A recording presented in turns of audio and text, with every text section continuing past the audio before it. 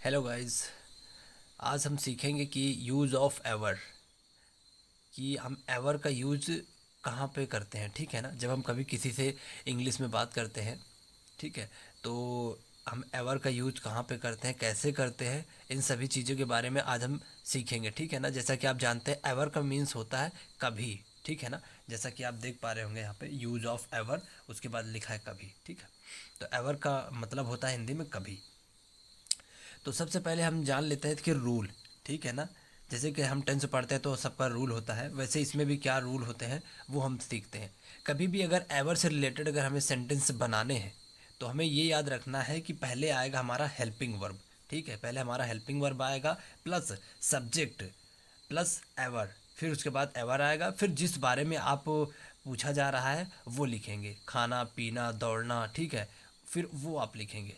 तो अभी आपको ये, अगर जिसने टेंस पढ़ा होगा उसे तो पता होगा हेल्पिंग वर्ब क्या होता है, सब्जेक्ट क्या होता है, लेकिन फिर भी मैं बता देता हूँ कि हेल्पिंग वर्ब क्या होता है। ठीक है, पहले क्या यूज होगा ये एवर से रिलेटेड अगर आप सेंटेंस बनाते हैं तो। ठीक है, तो हम आपको थोड़ा सा बता देते हैं। जैसे कि हेल्पिंग वर्ब हमारा होता है, ठीक है, हेल्पिंग वर्ब होता है do does will have did should, ये हमारा क्या होता है, हेल्पिंग वर्ब होता है। ठीक है, तो हेल्पिंग वर्ब जो होता है आपको क्लियर हो गया होगा। ठीक है, कि हेल्पिंग वर्ब क्या होता है। अब सब्जेक्ट के बारे में जान लेते हैं। सब्जेक्ट हमारा देख सकते हैं आप लोग कि आई यू वी दे ही सी, ये जो होते हैं हमारे सब्जेक्ट होते हैं। फिर उसके बाद क्या होगा, हमारा एवर का यूज होगा। ठीक है, तो एक एग्जांपल हम लेते हैं, जैसे कि प्रेजेंट का हम ले लेते हैं। सपोज डू डज यहाँ पे यूज होते हैं। ठीक है, तो सपोज क्या पीते हैं, ठीक है, क्या आप कभी दूध पीते हैं, तो आपको मैं हिंदी में भी लिख देता हूँ। वैसे तो इंग्लिश में भी बता सकता था डायरेक्ट, बट हिंदी लिख लेता हूँ।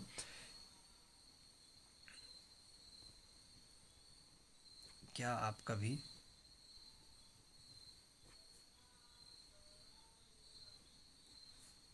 दूध पीते हैं। ठीक है, क्या आप कभी दूध पीते हैं।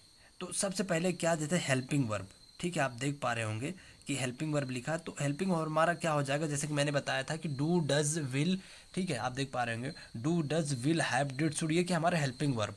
तो अब क्या है जो हमारा ये है हेल्पिंग वर्ब, तो क्या हो जाएगा, आप पूछा जाए तो जैसे कि हम जानते हैं कि जब तुम आप ये सब होता है, ठीक है, तो हम क्या करते हैं, डू का यूज करते हैं। ठीक है, डू आ गया हमारा।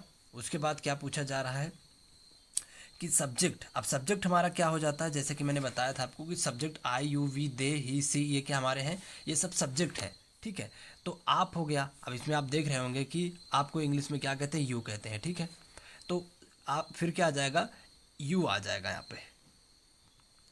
ठीक है, डू यू मतलब कि हेल्पिंग वर्ब हमारा कंप्लीट हो गया। ठीक है, हेल्पिंग वर्ब हमारा क्या हो गया, और उसके बाद सब्जेक्ट की बात करें तो सब्जेक्ट हमारा आप हो गया। अब उसके बाद क्या बच रहा है, कभी। देख रहे होंगे कभी बच रहा है, तो उसके बाद एवर का यूज हो जाएगा। मैंने बताया था कि सीरियल वाइज यूज होगा, पहले हेल्पिंग वर्ब सब्जेक्ट एवर। अब कभी का क्या होगा, एवर मतलब होता है इंग्लिश में, तो हम क्या करेंगे, एवर यहाँ पर लिख देंगे।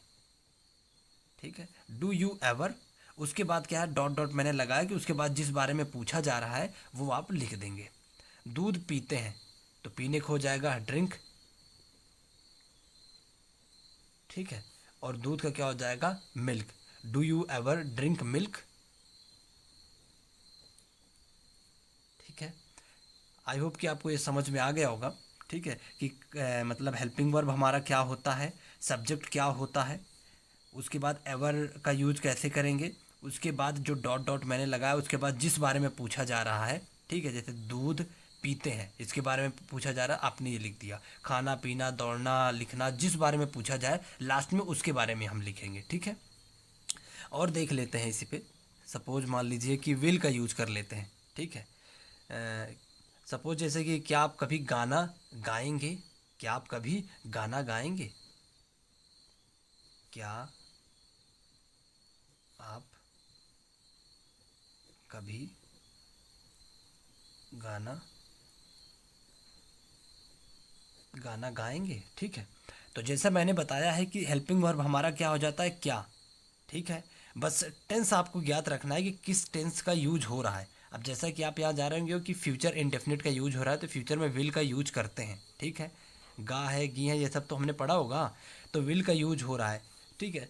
तो फिर क्या करेंगे हम, हेल्पिंग हमारा हो जाएगा विल, विल यूज कर लिए। उसके बाद क्या, हेल्पिंग वर्ब हमारा कंप्लीट हो गया। अब आ गया हमारा सब्जेक्ट, सब्जेक्ट क्या है इसमें, आप, तो आपका हो जाएगा यू, ठीक है।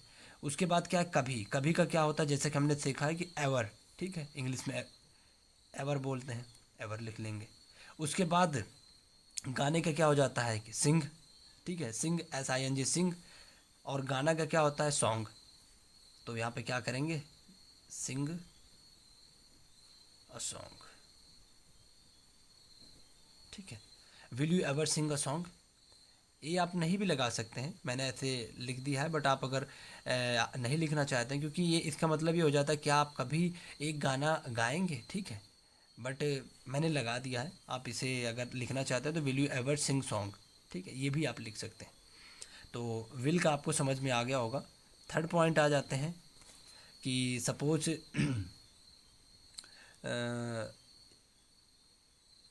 क्या तुम, सपोज क्या तुमने कभी आम खाया, क्या तुमने कभी आम खाया, ठीक है। डिड का यूज देख लेते हैं।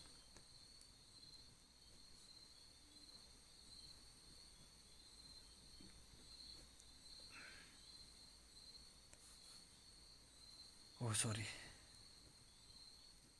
क्या तुमने, क्या तुमने कभी आम खाया, ठीक है। तो हेल्पिंग वर्ब हमारा हो जाएगा डिड, क्योंकि यहाँ पे यूज हो रहा है पास्ट का, ठीक है, तो डिड हो जाएगा। तुमने का क्या हो जाएगा, यू, ठीक है। कभी का हो जाएगा एवर, ठीक है। उसके बाद आम खाने का क्या हो जाएगा, ईट मैंगो, ठीक है। Did you ever eat mango,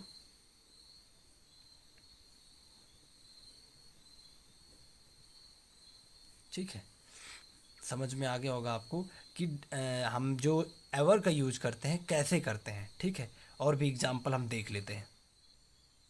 suppose एक और एग्जांपल लेते हैं हम, ठीक है। यहाँ पे हम दे का यूज करते हैं, ठीक है, इसका यूज करते हैं दे का, ठीक है। जैसे क्या वो तुम्हें कभी बुलाएंगे, क्या वे कभी तुम्हें बुलाएंगे, क्या वे कभी तुम्हें